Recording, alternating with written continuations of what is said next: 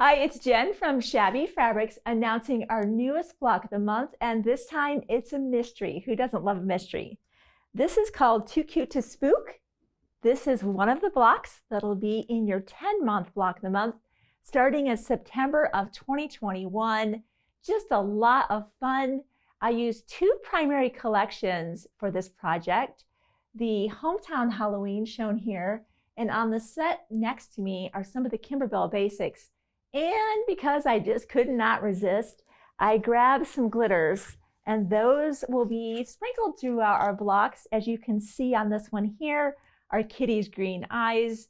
I had a cat once, he had green eyes just like that, and I was inspired by Max, my cat. And so I just thought that was going to be adding to a lot of fun. Now, as you come to expect, anytime there's applique, you know we're going to prefuse and laser cut that for you, and we've absolutely done that. And of course, once that's down to the background, you need to stitch it down. We've put together a 50-weight cotton thread set that's an additional add-on for you. If you'd like to select that, be sure to do that when you sign up. The cobwebs, the spider webs, I guess you'd call them, that's our backing option. A lot of fun with that as well. So if you'll be joining us for this block of the month, and we hope you will, and grab a friend, by the way, these are some of the items that we use to put the project together. Of course, our Creative Grid rulers, with an emphasis now on the 4.5-inch ruler because that's the size of our pinwheel blocks. Patchwork pins, the rotary cutter, those normal things. You can see some embroidery floss that's on the table with me.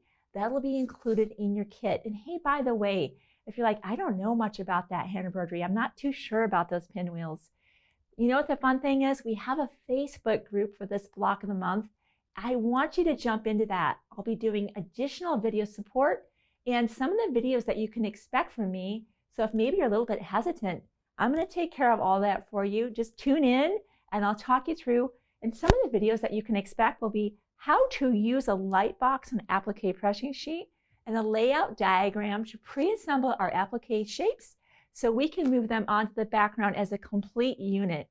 It's a really fun process. I'll talk you through how to do that.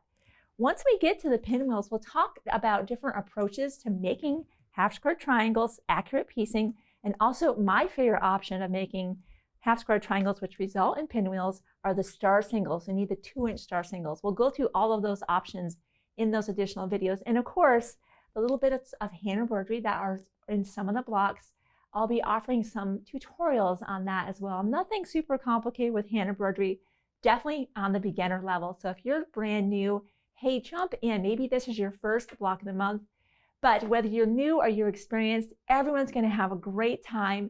Be sure to grab your spot, reserve your backing, let a friend know about this as well. How fun to solve the mystery of our newest block of the month. I'll see you soon.